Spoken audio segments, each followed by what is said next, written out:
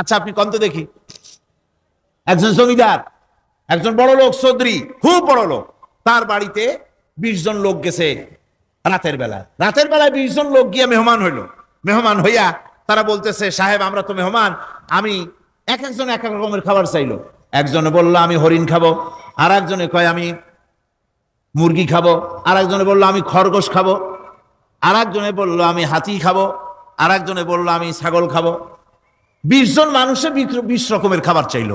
একজনে কয় বোয়াল মাছ খাবো, আর একজনে কয় রুই মাছ খাবো। 20 জনে 20 রকমের খাবার দাবি করলো। বলেন জমিদার তো বাড়ির ধারে, জমিদারের বাপ, সেও কি পারবে 20 জনকে 20 রকমের খাবার পরিবেশন করতে? কোন প্রস্তুতি ছাড়া পারবে? পারবে। কোন প্রস্তুতি ছাড়া, কোন প্রস্তুতি ছাড়া জমিদার হোক রাজা বাদশাহ হোক 20 জন মানুষের খাবার 20 রকমের দিতে পারে না।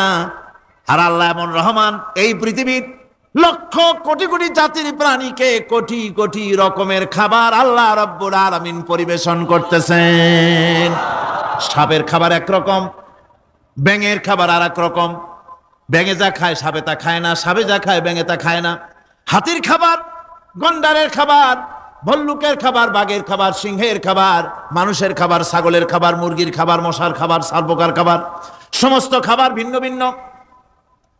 আবার সমস্ত খাবারের মজা আল্লাহ রাব্বুল আলামিন আলাদা আলাদা করে দিয়েছেন। এমন রহমান, আপনার পেট ভরবেন শুধু স্বাস্থ্য বানাবার জন্য, পেট ভরে খাওয়া দরকারটা ছিল। আল্লাহ পাক দেখলেন যে না, শুধু পেট ভরলে তো এরকম খাইতে চাইবে না, তাই আল্লাহ রাব্বুল আলামিন জিহ্বা দিয়ে দিলেন যাতে করে মজা লাগে আর খায়। সব রকমের মজা, এক এক গোশতে, এক এক মাছে, এক এক তরকারিতে এক এক রকম মজা না, সব রকম মজা, সব একরকম মজা, ভিন্ন ভিন্ন রকমের মজা। আল্লাহ পাক বলেন আমি রহমান, দেখো আমি কিভাবে খাওয়াই। ওয়া কাইয়্যিম মিন দাব্বাতিন লা তাহমিলু রিজকুহা আল্লাহু ইয়ারযুকুহা ওয়া ইয়্যাকুম। এই পৃথিবীতে এমন অনেক বিচরণশীল জীব আছে, যে জীবীরা, যে প্রাণীরা নিজের জন্য কোনো সঞ্চয় করে না, সঞ্চয় করে শুধুমাত্র পৃথিবীর মানুষ। আর পিঁপড়ায় কিছু সঞ্চয় করে। অন্যান্য বহু প্রাণী আছে যাদের কোনো সঞ্চয় নাই। কি বলেন, পাতিশিয়ালের কোনো ব্যাংকে অ্যাকাউন্ট আছে নাকি? না। শীতের মৌসুমে পাতিশিয়াল আইসা ব্যাংকের ম্যানেজারকে বলে না যে কয়েকটা মুরগি আনছি, আমার নামে একটা অ্যাকাউন্ট ওপেন করেন, বৃষ্টির সময় আমি যেন ওগুলো উঠাইয়া পাইকারি দরে খাইতে পারি। ওর কোনো খাবার নাই, সঞ্চয় নাই। এ ধরনের পাখির সঞ্চয় নাই, পশুর সঞ্চয় নাই। মহান আল্লাহ রাব্বুল আলামিন তিনি বলছেন, সকাল বেলায় পাখি তার বাসা দিয়া ক্ষুধার্ত পেট নিয়ে পাখিগুলি উড়ে চলে যায়। সাপ তার গর্ত থেকে বের হয় খালি পেটে, পাতি শৃগল খালি পেট নিয়ে গর্ত থেকে বেরিয়ে যায়। তিমির মতো অত বড় প্রকাণ্ড প্রাণী, হাতির মতো প্রকাণ্ড প্রাণী, গরিলা, শিম্পাঞ্জি, ওরাংওটাং, পিঁপড়া থেকে শুরু করে নিয়ে প্রকাণ্ড তিমি পর্যন্ত সমস্ত প্রাণীগুলি সকালবেলায় খালি পেটে বেরিয়ে যায়। সারাদিন ঘোরাঘুরির পর আল্লাহ সুবহানাহু ওয়া তাআলা বলেন, সন্ধ্যাবেলায় সমস্ত প্রাণীর পেটগুলি ভরে আমি আল্লাহ তাদের বাসায় ফিরাইয়া দেই। আমি রহমান, এভাবে করি আমি আল্লাহ রাব্বুল আলামিন খাবারের বন্দোবস্ত করি, পড়ার বন্দোবস্ত করি, থাকার ব্যবস্থা করি। ইয়া আইয়ুহান নাসু যুকুরু নি'মাতাল্লাহি আলাইকুম হাল মিন খালিকিন গায়রুল্লাহ ইয়ারযুকুকুম মিনাস সামাই ওয়াল আরদ। ও পৃথিবীর মানুষেরা, ওই আল্লাহর স্মরণ করো, আল্লাহর নিয়ামতের শুকরিয়া আদায় করো যে আল্লাহ তোমাকে আকাশ থেকে, জমিন থেকে রিজিক দেন। ওই আল্লাহ ছাড়া আছে কি কেউ যে তোমাকে আকাশ থেকে রিজিক দেয়, জমিন থেকে রিজিক দেয়? লা ইলাহা ইল্লা হুয়া ফাআন্না তুফাকুন। ওই আল্লাহ ছাড়া কোনো ইলাহা নাই, কেন তোমরা বিভ্রান্ত হও? সেই আল্লাহর দিকে ফিরে আসো। আল্লাহ বলছেন, এভাবে আমি সমস্ত পৃথিবীর মানুষের রুজি রুটির বন্দোবস্ত করি, সমস্ত প্রাণীর রুজি রুটির ব্যবস্থা করি। আমি সেই রহমান। সুবহানাল্লাহ বিহামদি। ওয়া ইলাহুকুম ইলাহু ওয়াহিদ লা ইলাহা ইল্লা হুয়ার রহমানুর রহিম। এই হচ্ছেন তোমাদের আল্লাহ। সুবহানাল্লাহ। আল্লাহ বলছেন, ওয়া ইলাহুকুম ইলাহু ওয়াহিদ, তিনি হচ্ছেন এক আল্লাহ, এক ইলাহ, যিনি ছাড়া কোনো ইলাহা নাই, তিনি হচ্ছেন রহমান। তিনি কি? রহমান। তিনি হচ্ছেন রহিম। তিনি তোমাদের সব কিছুর ব্যবস্থা করে দিয়ে থাকেন, কোন জিনিস তোমাদেরকে বঞ্চিত করেন না। এই রহমান এমন রহমান যিনি তোমাদের সমস্ত নিয়ামত পূর্ণ করেন। আর রহমান এমন এমন রহমান যে শুধু আপন আপন লোক দেখে তালাশ করে করে দেয় না, সকলকে দেয়। যারা নামাজ পড়ে তাদের দালান কোটা বেশি হয়, যারা তাহাজ্জুদ পড়ে তাদের ব্যাংকে টাকার অভাব নাই, যারা হজ করে যাকাত দেয় তারা টাকার জ্বালায়, পয়সা কড়ির জ্বালায় অস্থির। এরকম নাকি? না, বরং নামাজ রোজা হজ যাকাত যারা করে বেশি খাঁটি মুসলমান, তাদের অভাব অভিযোগ আরো বেশি। যাদের কাছে নামাজ নাই, রোজা নাই, আল্লাহ পরকালের চিন্তা নাই, তাদের টাকা পয়সা, সোনা দানা, জায়গা জমিন, সৌন্দর্য, সুখ আর আরো অনেক বেশি। বরং এদের কম। আপন লোকের চাইতে শত্রুকে বরং আল্লাহ পাক বেশি দেন। আপন লোক মানে যারা দিনদার, ইমানদার, পরহেজগার, নামাজি, এরা বরং কম পায়, ওরা বরং বেশি পায়। এমন কেউ নাই পৃথিবীতে শত্রুকে ডেকে বলবে আয় তোরেও দেই, কেউ নাই, একমাত্র আল্লাহ রব্বুল আলামিন যিনি সকলকে দেন। এই পৃথিবীর কোন মূল্য আল্লাহ রব্বুল আলামিনের কাছে নাই, একটা মশার দানার তুল্য মূল্য নাই। সেজন্য আল্লাহ পাক সকলকে নিয়ামত দেন, সকলকে ব্যবস্থা করেন। তাই এই কোরআন শরীফ আল্লাহ পাক তার মানুষের প্রতি এত দয়া মানুষের প্রতি, যে আল্লাহ পাকের দয়াটা কার? জোরে চিল্লা এখন, দয়াটা কার? এত দয়া যে আল্লাহ পাকের মানুষের প্রতি রাস্তা চলার জন্য রাস্তা তৈরি করে দিলেন।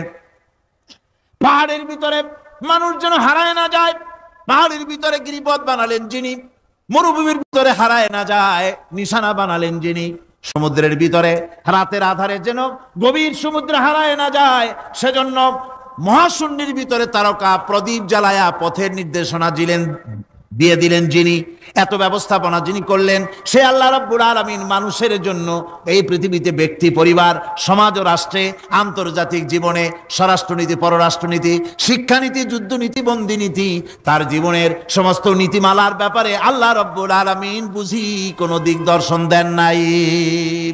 দিয়েছেন কিনা?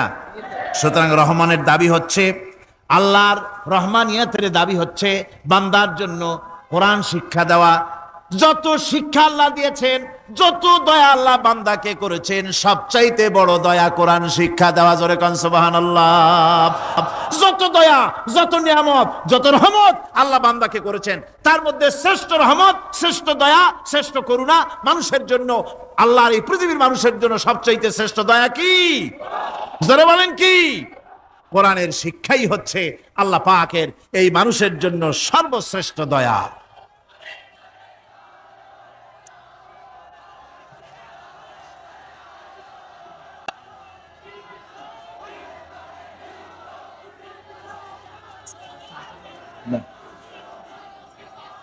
আমার ভাইয়েরা, কোরআন কারীম কত বড় নিয়ামত। আর রহমানু আল্লামাল কোরআন। এতক্ষণ যেই রহমানের দয়ার কথা বললাম, সেই রহমান কোরআন শিখাইছেন। সুবহানাল্লাহ। আল্লাহ পাক বলেন, দেখুন আমার রহমত, এভাবে করে আমি পানি দিলাম, বৃষ্টি দিলাম, এবার গাছ উঠলো, বীজ বপন করছিলাম, গাছ উঠলো। আনতুম আনশাতুম শাজারাতাহা আম নাহনুল মুনশিউন। মাটি থেকে এই গাছকে কে উদ্গত করে দিল? ভাই বেটা, কে দিল? তুমি দিছো না আমি দিয়েছি? কে দিয়েছে? জোরে কোন, জোরে চিল্লা এখন, কে দিল? আল্লাহ পাক বলেন, গাছ উদ্গত করে দিলাম, গাছ এবার বড় হলো। এই গাছ আল্লাহ রাব্বুল আলামিন এই গাছ তৈরি করলেন। এই গাছ শুধু আপনার জ্বালানি দেয় না, গাছ শুধু ফল দেয় না, এই গাছ মানুষের জন্য, গাছ হচ্ছে বন্ধু। মানুষের জন্য গাছ কি? জোরে কোন কি? বন্ধু। সেই বন্ধুরে জন্মের কাটা কাটবেন নাকি? এই গাছ তৈরি হচ্ছে। গাছ বন্ধু কি করে?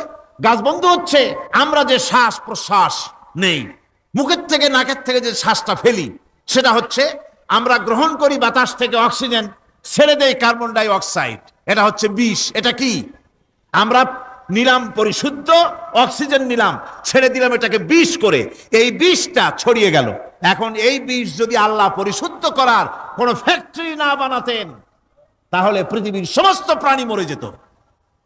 সুবহানাল্লাহ কইতে ইচ্ছে করে না? আল্লাহ পাক কি ব্যবস্থাটা করলেন!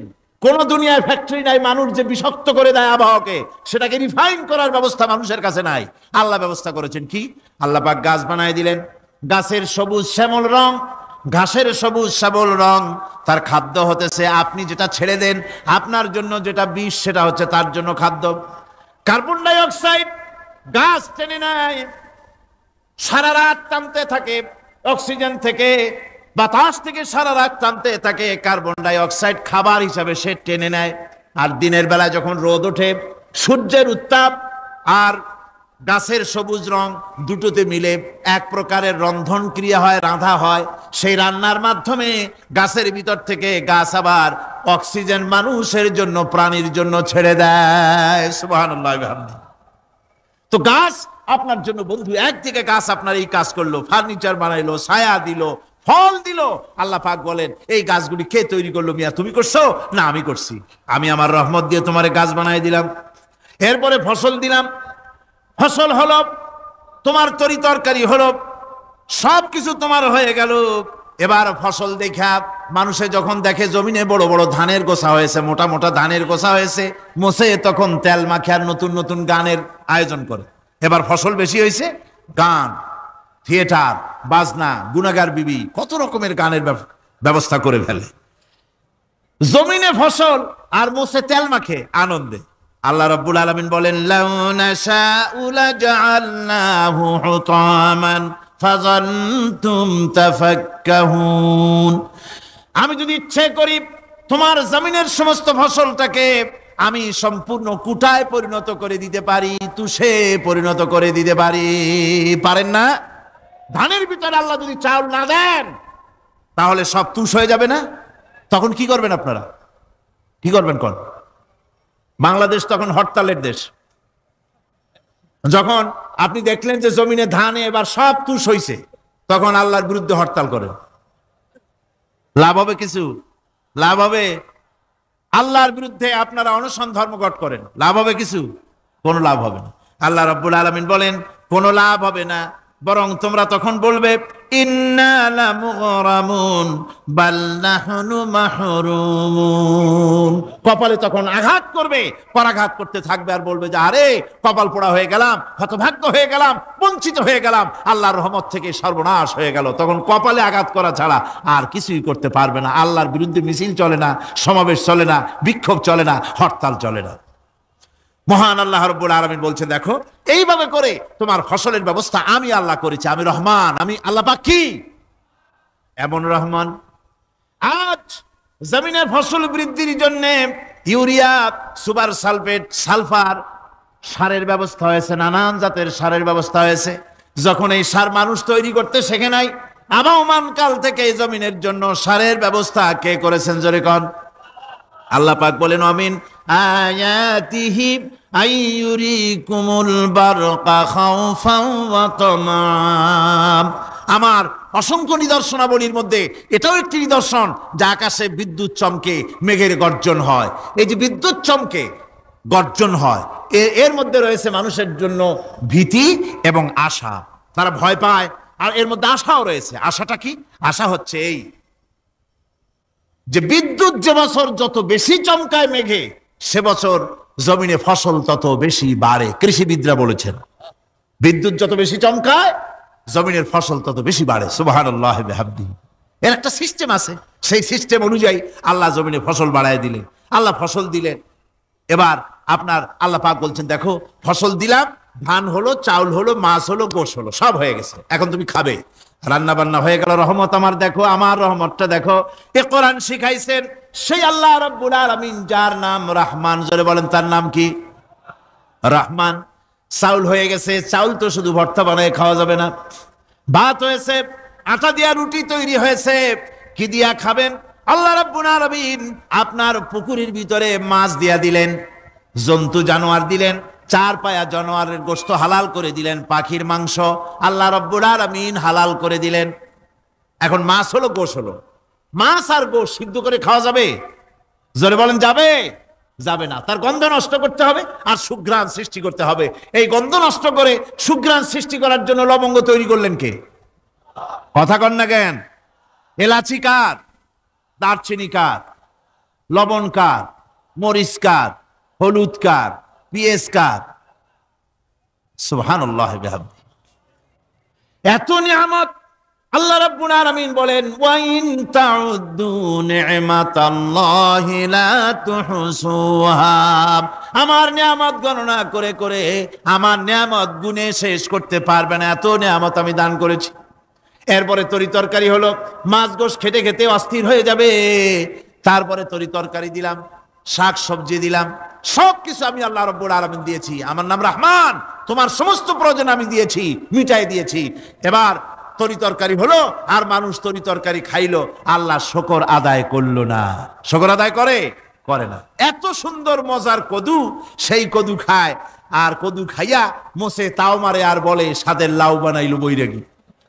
আল্লাহ শুকর আদায় করে, আল্লাহর নিয়ামতের শুকরিয়া আদায় করে না।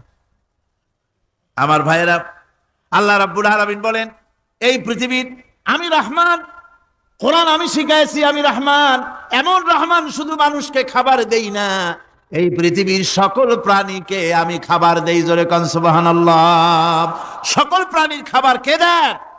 ওয়ামা মিন দাব্বাতিন ফিল আরদি ইল্লা আলাল্লাহি রিজকুহা।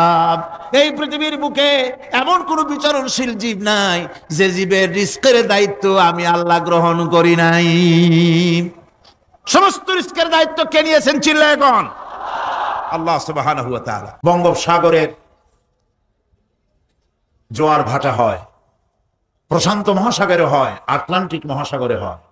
পৃথিবীর সমস্ত সাগর মহাসাগরের পানি এক পর্যায়ে গিয়ে শেষ হতে পারে এবং পরিমাপও করা যেতে পারে, কিন্তু আল্লাহ রাব্বুল আলামিনের আজিম কিতাব কোরআনে কারীম এর কোনো শেষ নাই, সীমাহীন, অসীম এক জ্ঞানের বিশ্বের মহাবিস্ময় আল কোরআন।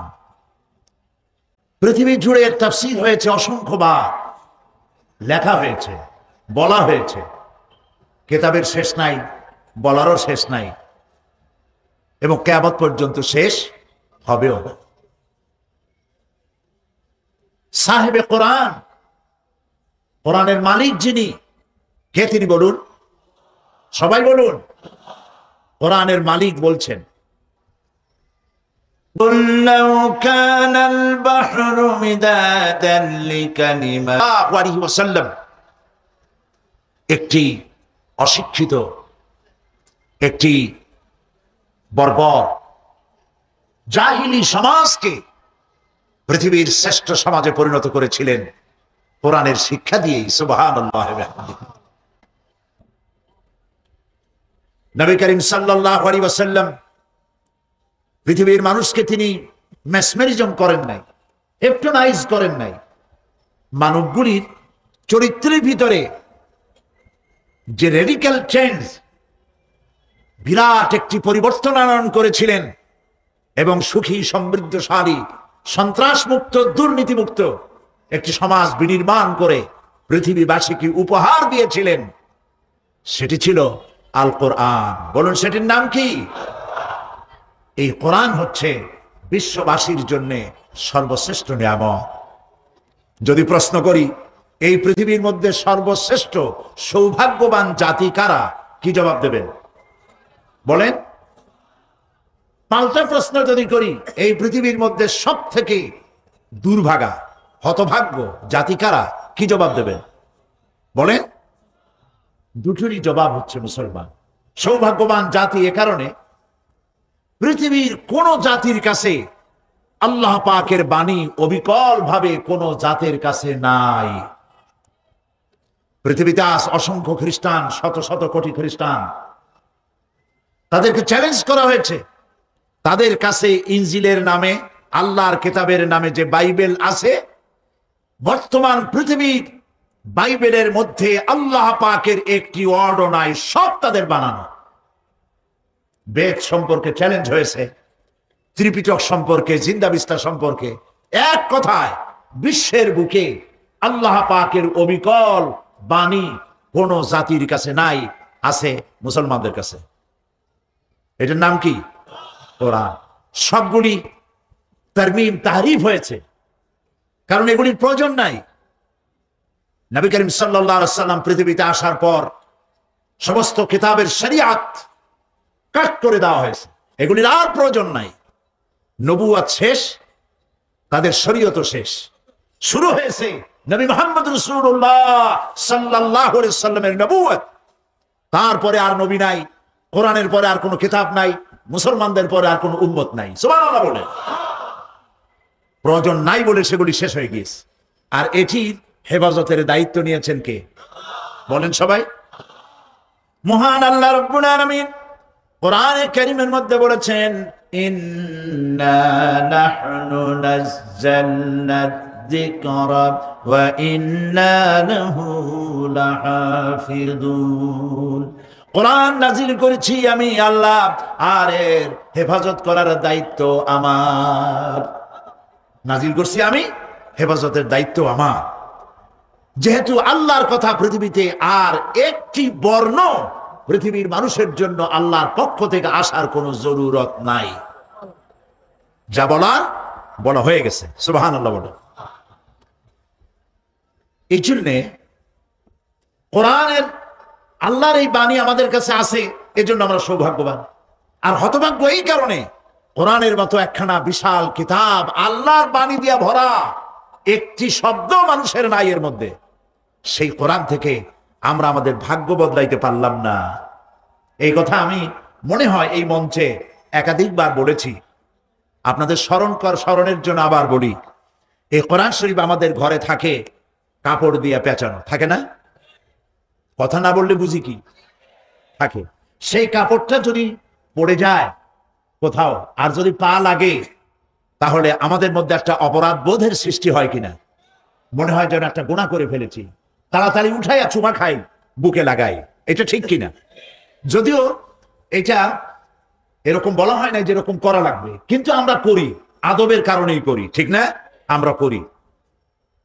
এটা তো এক টুকরা কাপড়, যেমন এই টেবিলের উপর এক টুকরা কাপড়, আমার গায়ে কাপড়, আমার পায়েও কাপড় জড়ানো, তার মানে মোজা একটা পায়ে আছে, আমার পরনেও কাপড় আছে। এইসব কাপড়ে পাও যদি লাগে আর পাড়াইও যায়, শরীর একটু শিউরে ওঠে না, ঠিক কিনা? কিন্তু ওই কাপড় টুকরা যেটি কোরআনের সাথে জড়ানো ছিল, পা লাগলে শিউরে উঠি আর বুঝি একটা বড় অপরাধ করে ফেলেছি, উঠাইয়া চুমা দেই। কারণ হচ্ছে ওটাও কাপড়, এটাও কাপড়, সেটাও কাপড়। এই কাপড় টুকুর যেটায় পাও লাগলে পরে শিউরে উঠি, এই কাপড় টুকরা আল্লাহর কিতাবের সাথে কয়েকদিন জড়ানো ছিল। কয়েকদিন জড়ানো থাকার কারণে কাপড় টুকরার মর্যাদা বেড়ে গেল, আর যার জন্য কোরআন নাজিল হলো তার মর্যাদা বাড়লো না। এটাই হলো নির্মম সত্য কথা, নির্মম বাস্তবতা। আমি হযরত মাওলানা লুৎফর রহমান সাহেবের বক্তব্য আমি খুব পছন্দ করি। আমি যাদের বক্তৃতা পছন্দ করি তাদের মধ্যে তিনি একজন। আমি শুনতেছিলাম পথে আসতে আসতে তিনি কি বলতেছিলেন, আমি ওনার সাবজেক্ট বুঝে ফেলছিলাম। আজ যদি আমরা মার খেয়ে থাকি, মারের জন্য যদি প্রস্তুতি নিয়ে থাকি, তার একমাত্র কারণ কোরআনের থেকে আমার সম্পর্ক ডিটাচ হয়ে গিয়েছে। কোরআনের সাথে সম্পর্ক যতটা গড়ার ছিল গড়তে পারি নাই। এরপরে আবার শুরু হয়েছে ইসলাম এবং কোরআন সম্পর্কে অজ্ঞতা এবং বিদ্বেষ থাকার কারণে এক শ্রেণীর বুদ্ধিজীবীরা কোরআন সম্পর্কে বিভ্রান্তি ছড়ায়, মুসলমানদের সম্পর্কে বিভ্রান্তি ছড়ায়, ইসলাম সম্পর্কে অপপ্রচার চালায়। তারা কি বলে? তারা বলে মুসলমানরা হলো ধর্মান্ধ, আর ইসলাম এর ইতিহাস থেকে আসে রক্তের গন্ধ। নাউজুবিল্লাহ বলে, এর ইতিহাস থেকে নাকি রক্তের গন্ধ আসে। আর মুসলমানরা হচ্ছে ধর্মান্ধ, এরা হচ্ছে মৌলবাদ।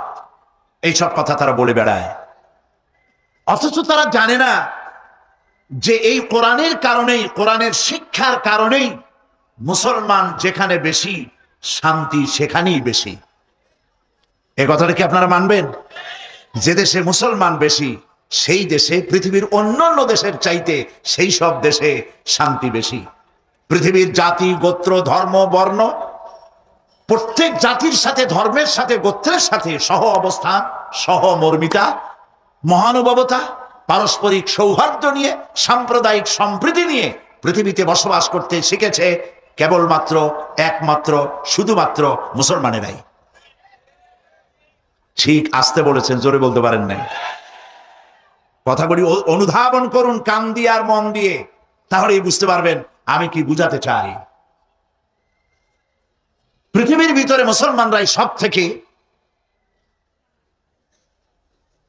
মানুষের সঙ্গে সম্প্রীতি বজায় রেখে চলার জন্য উপযোগী একটি জাতি মুসলমান।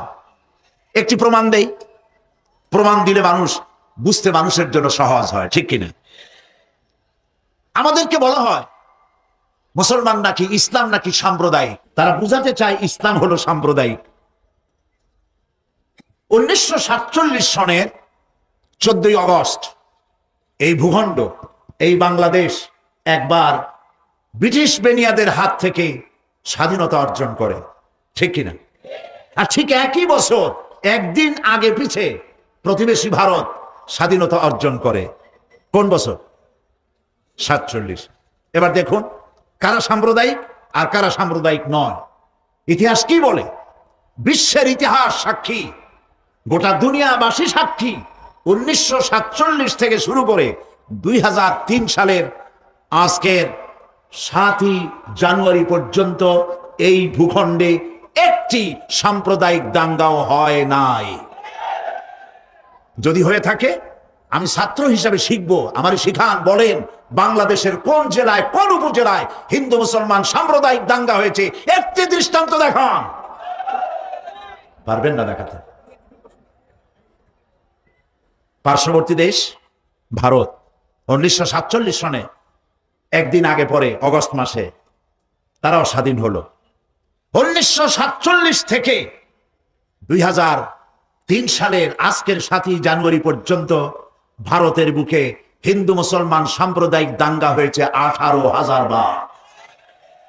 এই আজকেও আমি আসার আগে টেলিভিশনে খবর দেখে এলাম, আজকেও ভারতের গুজরাটে সাম্প্রদায়িক দাঙ্গা হয়েছে, কারফিউ জারি করা হয়েছে, মুসলমানদের বাড়ি ঘরে তালা লাগিয়ে দেওয়া হয়েছে, মুসলিম নিধন চলছে। প্রতিবেশী ভারতে 18,000 বার দাঙ্গা হলো, এটা আমার অন্তত 6 মাস আগের রিপোর্ট। এখন আরো কত বাড়ছে আমি জানি না। আজকেও যেখানে সাম্প্রদায়িক দাঙ্গার কারণে যেখানে কারফিউ জারি করা হয়েছে, দুর্ভাগ্যজনক সত্য আমার দেশের এক শ্রেণীর রাজনৈতিক দলের নেতা নেত্রীরা বাংলাদেশে সাম্প্রদায়িক সম্প্রীতি বিনষ্ট হয়েছে বলে দেশে আর বিদেশে ঢোল পিটাইয়া ফেরি করে বেড়াতেছে। নির্লজ্জ বেহায়া। বাংলাদেশ পৃথিবীর সর্বশ্রেষ্ঠ সাম্প্রদায়িক সম্প্রীতির উজ্জ্বল দৃষ্টান্ত। বাংলাদেশে দুনিয়ায় সাম্প্রদায়িক সম্প্রীতি কারে বলে? ভারতের রাজনীতিক গোষ্ঠীকে দাওয়াত দেয়, বাংলাদেশে আসো, 1 বছর বেড়াও, ভাত খাওয়াবো, গোস্ত খাওয়াবো, ইলিশ মাছ ভাজি করে খাওয়াবো। আমার দেশ থেকে শিখে যাও হিন্দু মুসলমান এক জায়গায় কেমনে বাস করে। প্রিয় ভাই সব, আমার দেশে সংখ্যালঘু নির্যাতন নাই, মুসলমান, কারণ এখানে মুসলমান বেশি। এই দেশের 90% কারা? শতকরা 90% কারা? মুসলমান। বুক ফুলে আমরা বলতে পারি আমার দেশের হিন্দু, খ্রিস্টান, বৌদ্ধ সমস্ত জাতি বিবাহ শাদী, বেচা কেনা, পূজা অর্চনা যা কিছু দরকার সব অত্যন্ত ফ্রি মন নিয়ে করতে পারতেছে নাকি? পারতেছে না? পারতেছে কিনা? কারণ হলো এই কোরআন। কারণ কি? এই কোরআন আমাকে বলেছে অন্য ধর্মের দেবতাকে গালি দিও না। কোরআন বলেছে, কোরআন বলেছে অন্য ধর্মের উপাসনালয়গুলি ভেঙে দিও না। ওরা মসজিদগুলি ভেঙে মন্দির বানাইছে, বাংলাদেশে একটি মন্দির ভেঙেও মসজিদ বানানো হয় না। সুবহানাল্লাহ বলতে ইচ্ছে করে না? আলহামদুলিল্লাহ বলতে ইচ্ছে করে না? প্রিয় ভাই সব, এই হচ্ছে সেই কোরআন। এই কোরআন যদি আমরা বুঝতাম আর পড়তাম, তাহলে আমাদের দুর্দশাটা এত বাড়তো না। মূল সমস্যা কি জানেন? মূল সমস্যা হলো রাজনীতিকরা, যারা রাজনীতি করেন এবং যারা বুদ্ধিজীবী, বুদ্ধির জ্বালায় মাথার চুল টুল সব শেষ। এই বুদ্ধিজীবীরা, রাজনীতিকরা, কলামিস্ট, তারপরে নাট্যশিল্পী, নাট্যকর্মী, কবি, সাংবাদিক সব পড়ে রবীন্দ্রনাথের একটা কথাও এমন নাই যা মুখস্থ করে নাই, শরতের একটা গল্পের বই নাই যা তারা পড়ে নাই, নিহার রঞ্জন দ্বিজেন্দ্র লালের এমন একটা বই নাই যা তারা পড়ে নাই। কিন্তু দুর্ভাগ্য, মুসলমান নামের কলঙ্ক এই রাজনীতিবিদ আর বুদ্ধিজীবী আর কলামিস্টদের। আল্লাহ কোরআন পড়তে জানে না, কোরআন পড়তেও জানে না, কোরআন বুঝতেও চেষ্টা করে না, মনে করে এটা একটা ধর্মগ্রন্থ। বেদোজা বেদোজা এটাও তাই, বলেন নাউজুবিল্লাহ, নাউজুবিল্লাহ। এই অবস্থার পরিবর্তন হতে পারে যদি আমার দেশের শিক্ষিত লোকেরা, পেশাজীবী লোকেরা, রাজনীতিকরা, অন্তত যারা মুসলমান বলে দাবি করেন, তাদেরকে কোরআন পড়তে হবে, বুঝতে হবে, শিখতে হবে। তাহলেই এই সমস্যার সমাধান হবে। নিজের জাতকে শত্রু মনে হবে না। কোরআন না জানার কারণে আশিদ্দাউ আলাল কুফার রুহামাউ বাইনাহুম, মুসলমান হচ্ছে ওরা যারা নিজেরা পরস্পরের প্রতি দয়া এবং করুণায় শিখত, আর কাফেরদের ব্যাপারে বজ্র কঠোর। কিন্তু কোরআন না জানার কারণে এরা হয়েছে আশিদ্দাউ বাইনাহুম রুহামাউ আলাল কুফার। নিজেদের ব্যাপারে মুসলমানের নাম শুনলে গা জ্বলে ওঠে, আলেমদের নাম শুনলে পায়ের রক্ত মাথায় গিয়ে ওঠে। নিজেদের মধ্যে হাজার সন্ত্রাসী থুইয়া সাইফুল হাদিসের খুনের আসামি বানাইয়া জেলখানায় ঢুকায়, কোরআন না জানার কারণে। অন্যদেরকে ভালো লাগে, বুদ্ধিজীবী, কলামিস্ট, নামাজ নাই, রোজা নাই, আল্লাহ নাই, পরকাল নাই, ইসলামকে বরদাস্ত করতে পারে না, এগুলি কলিজার টুকরা। আর আলেমদের দেখলে গাটা জ্বলে ওঠে।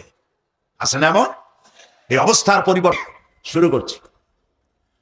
عما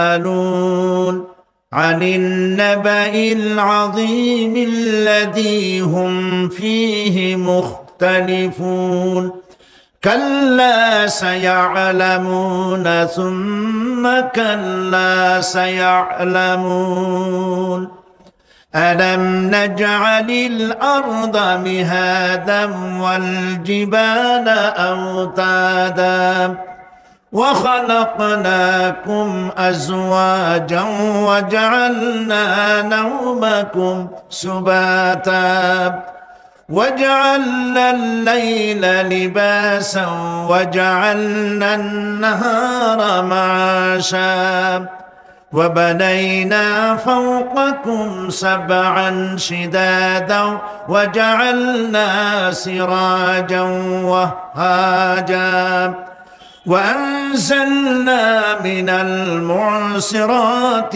ماء سجاجا لنخرج به حبا ونباتا وجنات ألفافا صدق الله العظيم।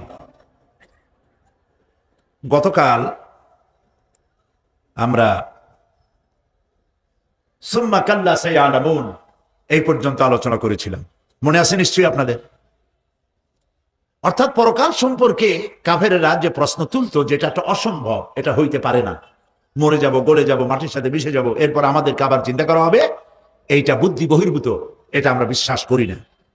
তো আমি গতকাল আপনাদের সামনে বলেছিলাম যে আল্লাহ পাক লাঠি দিয়ে পিটাইয়া, ঘাড় মটকাইয়া কোনো জিনিস বুঝাতে চান না। অবশ্য তার তা ক্ষমতা আছে, কিন্তু তিনি তা করেন না। তিনি মানুষকে যুক্তি দিয়ে বুঝাতে চান, এবং কোরআন শরীফ অসংখ্য যুক্তি আল্লাহ পাক দিয়েছেন। এমনকি আল্লাহ পাক বলেছেন মশা মাছির মতো ক্ষুদ্র প্রাণীর দৃষ্টান্ত দিতেও আল্লাহ পাক শরমান না। সুবহানাল্লাহ। এখন গতকাল আমি বলেছিলাম যে সমস্ত দৃষ্টান্তের কথা কোরআন থেকে, সেই সব দৃষ্টান্তগুলি ছিল অনেকগুলি দেখা যায় না। আমি আজকে যে আয়াতগুলি তেলাওয়াত করেছি, এই আয়াতগুলির মধ্যে দেখা দৃষ্টান্তগুলি, আল্লাহ চোখে দেখা দৃষ্টান্তগুলিকে আঙ্গুল দিয়ে দেখাচ্ছেন যে দেখো, এইগুলি যে আল্লাহর পক্ষে সম্ভব, তিনি তোমাকে মৃত্যুর পরে জিন্দা করাও তার জন্য সম্ভব। সেজন্য তিনি বলছেন ألم نجعل الأرض مهادا والجبال أوتادا। এটা কি সত্য কথা নয় যে আমি তোমাদের জন্য এই পৃথিবীকে একটি বিছানা হিসাবে বানিয়ে দিয়েছি, আর এই পৃথিবীর উপরে পাহাড়গুলি দিয়ে পেরেকের মতো পাহাড়গুলিকে প্রথিত করে দিয়েছি। ওয়া খালাকনাকুম আজওয়াজা, এবং পৃথিবীর মানব বংশ অথবা যে কোনো প্রাণী এবং জন্তুর বংশ বৃদ্ধির জন্য তোমাদের স্ত্রী জাতীয় এবং পুরুষ জাতীয় জোড়ায় জোড়ায় সৃষ্টি করেছি। ওয়াজআলনা নাওমাকুম সুবাতা, আর তোমাদের জন্য তোমাদের ঘুমকে শান্তির বাহন করেছি। ওয়াজআলনা লাইলা লিবাসা, আর রাতকে করেছি আবরণ অথবা আচ্ছাদন। ওয়াজআলনা নাহারা মাআশা, আর রুজি কামাবার জন্য দিনটাকে করেছি আলোকোজ্জ্বল। ওয়া বানাইনা ফাওকাকুম সাবআন শিদাদা, আর তোমাদের উপরে 7টি মজবুত আকাশ স্থাপন করেছি। ওয়াজআলনা সিরাজাম ওয়াহাজা, আর তাতে একটি অতি উত্তপ্ত অতি উজ্জ্বল একটি বাতি সৃষ্টি করেছি। ওয়ানজালনা মিনাল মুসিরাতি মাআন সাজ্জাজা, এবং উর্ধ্ব দেশ থেকে অবিশ্রান্ত বিরাম ভাবে বৃষ্টি বর্ষণ করি। কেন? লিনুখরিজা বিহি হাব্বান ওয়া নাবাতা, যাতে করে শস্য, শাক, সবজি, উদ্ভিদ আর নিবিড় বাগান সৃষ্টি করতে পারি। আল্লাহ পাক বলছেন, দেখো এই পৃথিবীটাকে, এই জমিনটাকে একটি বিছানা হিসাবে আমি বিছায় দিয়েছি, শান্তিময় আবাস ভূমিতে পরিণত করে দিয়েছি এই পৃথিবীটাকে। আল্লাহ পাক বলছেন, الذي جعل لكم الأرض مهدا وجعل لكم فيها سبلا لعلكم تهتدون, যিনি পৃথিবীকে তোমাদের জন্য দোলনা বানিয়ে দিয়েছেন আর সেখানে তোমাদের জন্য রাস্তা তৈরি করে দিয়েছেন যাতে তোমরা গন্তব্য খুঁজে পাও। সূরা নাবার মধ্যে আল্লাহ পাক পৃথিবীকে বলেছেন বিছানা, আর সূরা আয-যুখরুফের মধ্যে বলেছেন দোলনা। পৃথিবীটাকে আল্লাহ কি বললেন? দোলনা। দোলনার মধ্যে শিশু যেমন শান্তিতে ঘুমায় থাকে, এই পৃথিবীটাকে তোমার জন্য শান্তিতে ঘুমাবার জন্য, চলাফেরা করার জন্য আমি এই পৃথিবীকে শান্ত করে দিয়েছি। সুবহানাল্লাহ। এবং গন্তব্যের জন্য, যাতায়াতের জন্য আমি রাস্তা বানিয়েছি। আপনি বলবেন রাস্তাগুলি তো আমরা বানাইছি গম দিয়ে, ইট দিয়ে, পাথর দিয়ে। হ্যাঁ, আপনি বানাতে পারেন, রাস্তা আপনি বানাতে পারেন, কিন্তু যখন আপনারা কেউ বানান নাই তখন এই পথগুলি আল্লাহরই বানানো ছিল। বিশেষ করে পাহাড়ি এলাকায়, পাহাড়ি এলাকায় কোন গভর্নমেন্ট গিরিপথ তৈরি করেছে বলেন তো দেখি? কে বানিয়েছে? আল্লাহ পাক তৈরি করেছেন। এই পথ তৈরি করেছে যাতে তোমরা তোমাদের গন্তব্যে পৌঁছতে পারো। মহা শূন্যে ভাসমান এই পৃথিবী, এই পৃথিবীটাকে আল্লাহ পাক আরামের জায়গা বানিয়েছেন। অথচ এই পৃথিবীর মধ্যে আছে কি তা কি আমরা জানি? এই পৃথিবী নামক গ্রহটি, এটি প্রতি ঘন্টায় 66,600 মাইল বেগে পৃথিবীটা ছুটে চলছে, বন্দুকের গুলির মতো। প্রতি ঘন্টায় 66,600 মাইল গতিবেগে পৃথিবী ছুটছে। এর অভ্যন্তরে আছে আগুন, এর মধ্যে আছে পাথর। এই এমন মারাত্মক আগুন এই পৃথিবীর পেটের মধ্যে রয়েছে যে আগুন পাথরগুলো পুড়িয়ে লাভায় পরিণত করে দেয় এবং তা উৎকিরণ করে আগ্নেয় আকারে, আগ্নেয়গিরির আকারে উপচে পড়ে। এই পৃথিবীর মধ্যে এরকম আগুন আছে। সূরা ফাতিহার তাফসিরে আমি আপনাদের সামনে আলোচনা করেছিলাম, মনে না থাকার কথা। আল্লাহ পাক বলেছেন আলহামদুলিল্লাহি রাব্বিল আলামিন। কি বলেছেন বলুন তো? আলহামদুলিল্লাহি রাব্বিল আলামিন।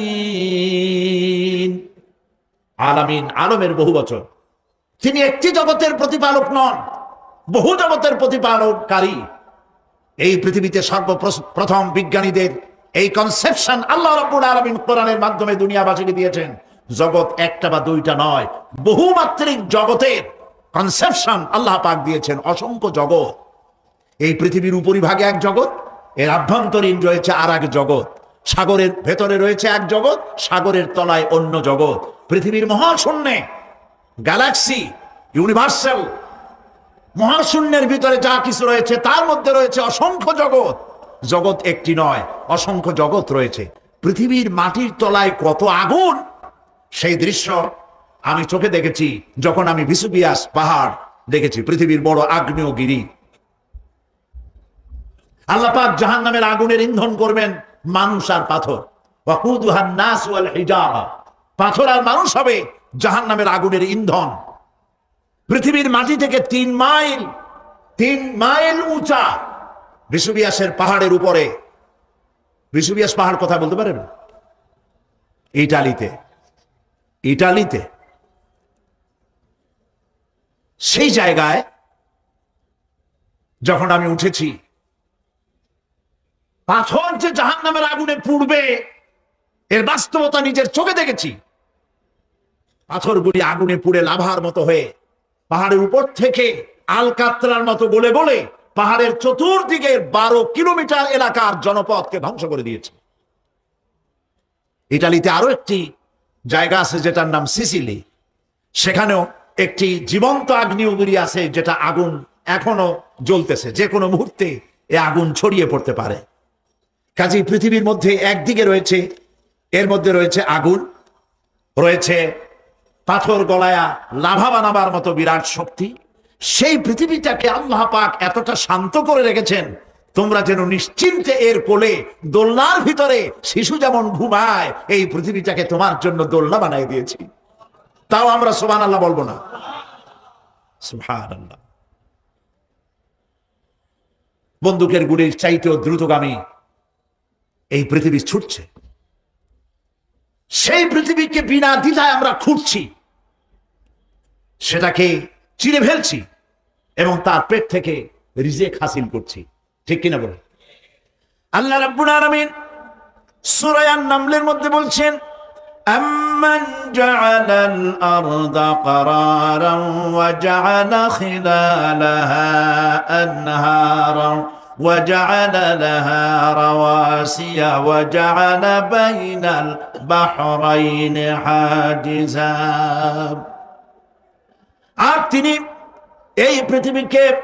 এই পৃথিবীর অবস্থান লাভের উপযোগী করে আল্লাহ পাক তোমার জন্য তৈরি করে দিয়েছেন এবং এর মধ্যে নদ নদী আল্লাহ পাক সৃষ্টি করে দিয়েছেন, পাহাড়গুলিকে গেড়ে দিয়েছেন, আর পানির মধ্যে 2টি ধারা আল্লাহ সৃষ্টি করেছেন। পানির মাঝখানে একটা অন্তরাল সৃষ্টি করেছেন। এটি একটা তো আবিষ্কার হয়েই গেছে, সেটি হলো প্রশান্ত মহাসাগরের ভেতরে 4000 কিলোমিটার লম্বা, 2500 কিলোমিটার চওড়া প্রশান্ত মহাসাগরের ভিতরে একটি বিশাল এলাকা পাওয়া গেছে, যেটার পানি অত্যন্ত সুমিষ্ট সুমধুর, আর এর বাইরের পানিগুলি অত্যন্ত লবণাক্ত। সূরা আর-রহমানের মধ্যে আল্লাহ পাক বলেছেন, মারাজাল বাহরাইনি ইয়ালতাকিয়ান বাইনাহুমা বারযাখুন লা ইয়াবগিয়ান ফাবিআইয়ি আলাই রাব্বিকুমা তুকাযযিবান। 2টি সমান্তরালে পানি প্রবাহিত হয়ে যাচ্ছে, 2টি ধারা। লোনা পানি মিষ্টি পানিকে নোনা বানাতে পারে না, মিষ্টি পানি লোনা পানিকে মিষ্টি বানাইতে পারে না, মাঝখানে কোনো পার্টিশন নাই। সুবহানাল্লাহ। আমার দেশের পদ্মা, গঙ্গা, যমুনা, মেঘনা এর মিষ্টি পানিগুলি ভাটি এলাকারে বঙ্গোপসাগরের নোনা পানির মধ্যে ছুটে যায়, আবার জোয়ারের টানে বঙ্গোপসাগরের মুখ তিতা হয়ে যায়, এমন নোনা পানি মিষ্টি দরিয়ার মধ্যে এসে ঢুকে যায়। কিন্তু বঙ্গোপসাগরের নোনা পানি মিষ্টি পানিকে নোনা বানাতে পারে না, আবার নোনা পানিগুলি মিষ্টি এলাকায় গিয়ে মিষ্টিরেও খারাপ বানাইতে পারে না। আল্লাহ রাব্বুল আলামিন বলেন, এগুলি আমার আইন মানে। কার আইন? আফাগায়রা দীনিল্লাহি ইয়াবগুন ওয়া লাহু আসলামা মান ফিস সামাওয়াতি ওয়াল আরদি তাওআন ওয়া কারহা। আকাশে আর জমিনে যা কিছু আছে সব আনুগত্যের মস্তককে আমার সামনে অবনতি করে দিয়েছে। সুতরাং এর আমার আইন মানে। চাঁদ, সূর্য, গ্রহ, নক্ষত্র আইন মানে কার? চিল্লায় বলুন।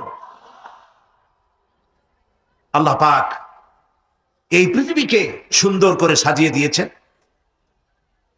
আবার এর মধ্যে তিনি মাঝে মধ্যে এই পৃথিবী একটু ভূমিকম্পন হয়, কিন্তু তা কোথাও কোথাও একসাথে না। একসাথে যদি সারা পৃথিবীতে ভূমিকম্প হইতো, সৃষ্টি জগতের অস্তিত্ব বিলুপ্ত হয়ে যেত। কথা বুঝতে পেরেছে? এই জন্য আল্লাহ পাক বলেন, ইন্না ফি খালকিস সামাওয়াতি ওয়াল আরদি ওয়া